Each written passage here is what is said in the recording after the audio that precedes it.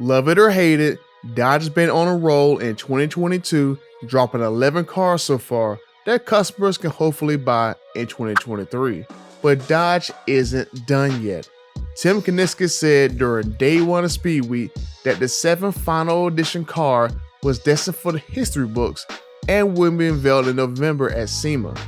But what if I told you the 7th final edition car isn't the last one that Dodge will show this year? That Dodge still has one significant vehicle left, or maybe vehicles. And this vehicle could be the straw that builds or breaks the Dodge's back.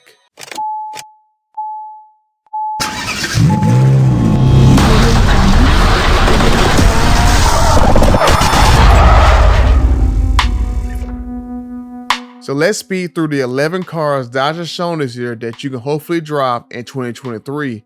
First was the $450,000 turnkey carbon fiber classic 1970 Charger that will get a Roadrunner and Cuda versions coming through direct connection. Second car we have is a convertible Challenger. Dodge will send your new Challenger order to drop to our customers, and they'll tack on a $26,000 to cut off your roof. Oh, my bad. The conversion is on sale for the low price of $23,999. Number 3 was the Durango Hellcat, which honestly Dodge should have just put a red-eye engine in so the Chrysler could have some engines to make a 300 Hellcat. Fourth car was the Dodge Hornet. It's basically just an Alfa Romeo with a Charger grille and is barely bigger than the discontinued Dodge Dart. Fifth car was the Charger Daytona SRT Banshee concept car with a fake EV exhaust. Sixth was the Challenger Scat Pack Shakedown Edition, which is basically the same as the regular Shakedown Scat Pack Challenger, just with one stripe changed to the color of red.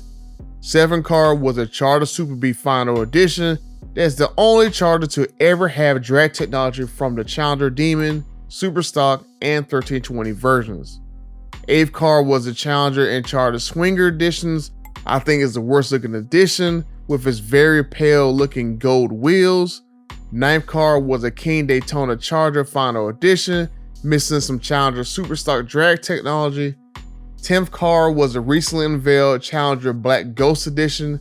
I wish it had more power like the 426 Hemi 1970 Black Ghost had. And the 11th car we only seen under the covers during Speed Week with this one Fast 29 license plate that will be going to SEMA.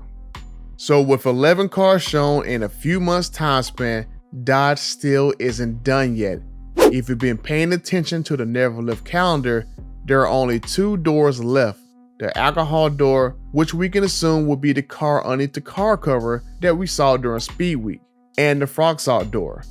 Now, if you remember this article from Motor Trend last November of 2021, Tim Kuniskis said there will be a third significant vehicle that they will show at the end of the year.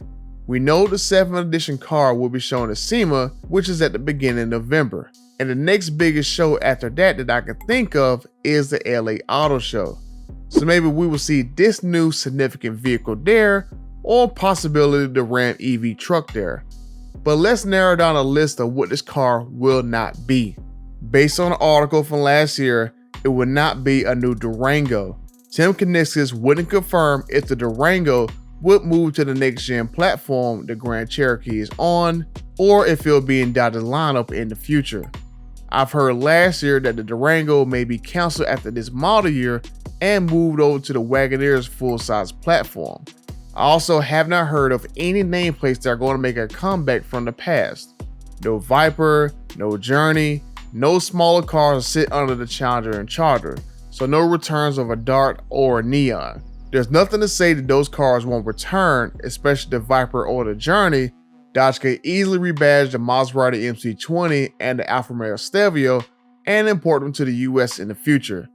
If we're going off the Never Lift garage door, then this final door would be a fully electric car, because Dodge said that fully electric cars would wear the Fratzog logo. If you paid attention to the Hornet, the hybrid version does not have a Fratzog badge on the grille, but the Charger Daytona SRT Banshee did. I think Dodge will be crazy if they show yet another fully electric concept car and still have not shown any of the inline 6 engine cars coming for 2024. I fear that after Ford has shown the V8 Mustang and the Dark Horse, if Dodge doesn't wow with the price of an EV, impress with the Hurricane sound, or at least cave in and offer a 302, Dodge may be in big trouble. Looking at the poll I asked, only 16% will stick with Dodge while everyone else will go for other brands to get a V8. But based on the garage door logo, we may see an actual production electric car. If you notice with the Charger Daytona Concept, it is not the same car as the one from Stellantis EV Day slides, and not the same car we saw during Dodge's EV Day promo. The Charger Daytona, I feel, Dodge just combined the look of the next-gen Challenger with the interior space of the next-gen Charger. Both those cars will return and will be made at Windsor Assembly Plant. Based on this slide, we'll see a new 300 as well. Even Stellantis CEO Tavares confirmed last year that both the Challenger and the Charger will return. The Charger Daytona SRT essentially looks like an updated version of the current Challenger, just stretched out. And the car from EV Day looks just like a current Charger, just with some sharper line and more aggressive grills. With no sightings of this car since EV Day, this is one of the cars that we will see. Now let's look at the Motor Trend article and see exactly what it says. In addition to the battery electric Dodge car and plug-in hybrid car, Tim Kuniskis is promised to show us a third vehicle key to Dodge's future. Remember the word future. Let's roll back the footage and see what word Tim Kuniskis said when this car was shown. And today is an important milestone, embracing the brand's history while looking to the future. And as you can see, when the cover is getting lifted, we get the same future word from the article and this video. This is why I believe this is the significant car that will be shown, but probably not the only car. I hope Dodge stop hiding this car that we saw last year. We all know Hurricane engines are coming, we know there will be EV cars, and Jeep has been making hybrid vehicles. Jeep has no problem showing multiple vehicles that come out the next few years during 4xe Day a couple weeks ago. So hopefully Dodge does the same thing with the Fratzog door and do a big showcase like Jeep did and show all the future models at once.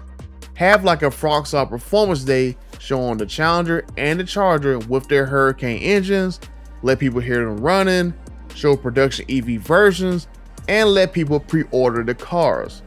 General Motors let customers pre-order the Hummer EV and sold out reservations. The Cadillac Lyriq, the Mustang Mach-E, the Chevy Silverado EV, other models from the big three have gotten pre-orders and have sold out. So it'll be interesting to see if Dodge will let the next gen Dodge cars get pre-ordered and see how many people will buy into an EV or inline six future, especially when Ford just unveiled the Mustang with V8s and manual transmissions.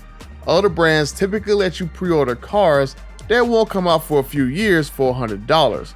I pre-ordered a Hummer EV around the same time in 2020 that I ordered my TRX, and I still have no idea 2 years later when it'll arrive. And I would love to see if Dodge will put their EV up for a $100 pre-order and can sell out. No, not sell out the branding, that's already happened, but sell out the EV muscle cars. Just saying. But in closing, I expect this car from EV Day to finally be shown, and my best guess it is at the LA Auto Show.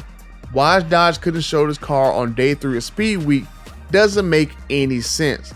The car has been built for over a year, and I'm pretty sure they could have stuffed either a Hurricane or a Pentastar in it just to get it to move around. But as I've said, I hope they do something like Jeep's 4xe Day and show a variety of future vehicles. Not just electric, but ICE and EVs, the Challenger, the Charger, and the Hornet.